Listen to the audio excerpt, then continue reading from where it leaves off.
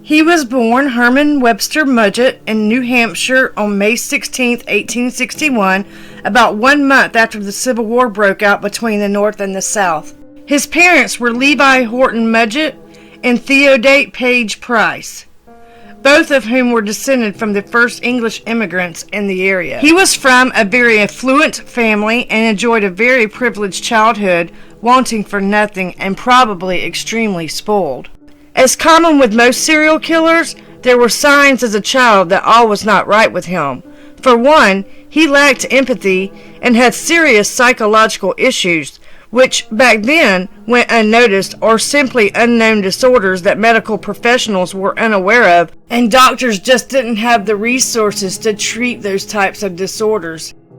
Back then, it was unheard of to have named mental disorders and behaviors, and probably never crossed anyone's mind that there were actual signs one could profile to diagnose high risk of becoming a serial killer, as the term serial killer wasn't even coined until the 1970s, when the FBI not only named the term, but also came up with a common profile list that fit these behavioral patterns in these types of persons.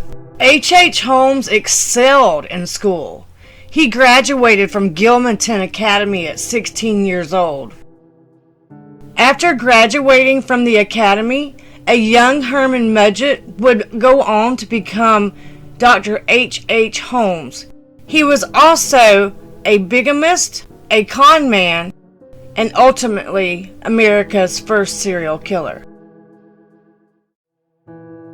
It is highly believed that his experience during his days at medical school, in which he graduated from the University of Michigan, that he became obsessed when working on the cadavers, which led to his grisly days of murder, which eventually landed him in Chicago on 63rd Street to build his murder castle during the World's Fair.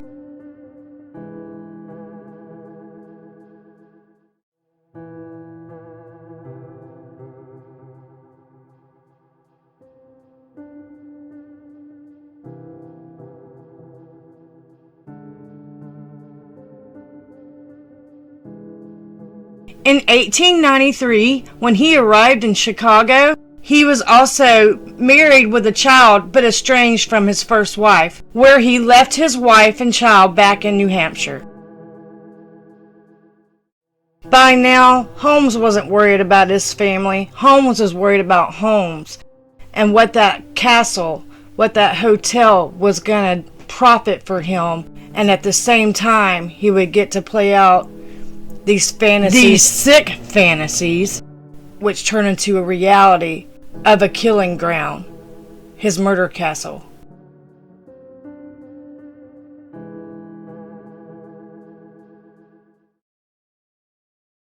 Holmes was a charismatic character, and he was known to woo the ladies and lure them into his killing hotel.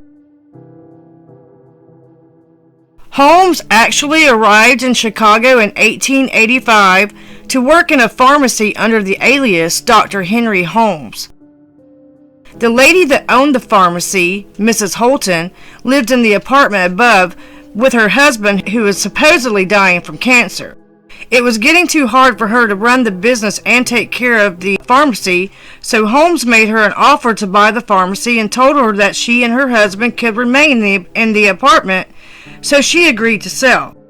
And after that, the former owner of the pharmacy moved, or so he said. Miss Holton was sad to have moved to California. She was never heard or seen from again.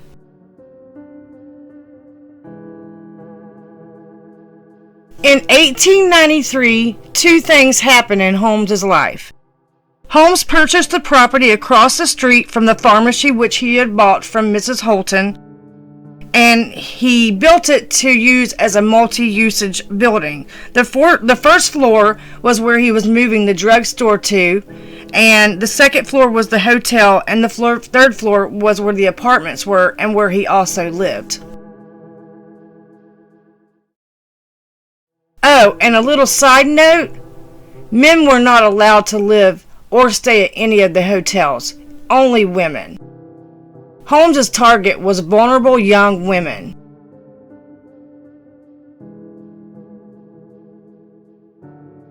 As I've said before, he would lure in his victims into his horror hotel. The women would go missing as if they checked out, but when police started to raid the building, they found that all these women left behind their belongings and just mysteriously disappeared. So what was happening to these women?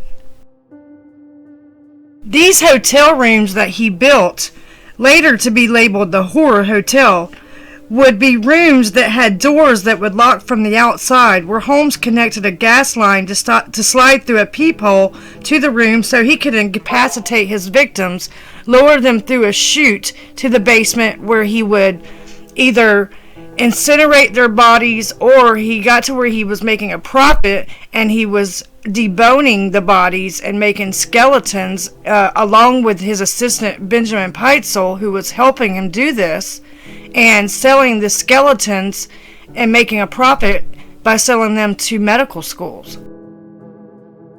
But the heat began to come down on Holmes, and eventually, because of the debt that he owed to all these creditors, that he was able to build this building, but he never paid anybody back, and he scammed his way through.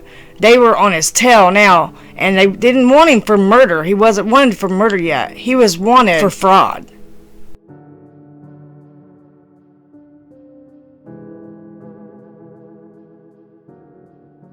So Holmes comes up with a different plan to get the hell out of Dodge. But not long after Holmes fled Chicago in 1893, the police would have bigger fish to fry with him, as he was wanted for the missing persons case involving his assistant Benjamin Pietzel and two of Pietzel's children, Alice, 16 years old, and Nellie, 15 years old. Holmes would later take Howard, Pietzel's youngest son, as well.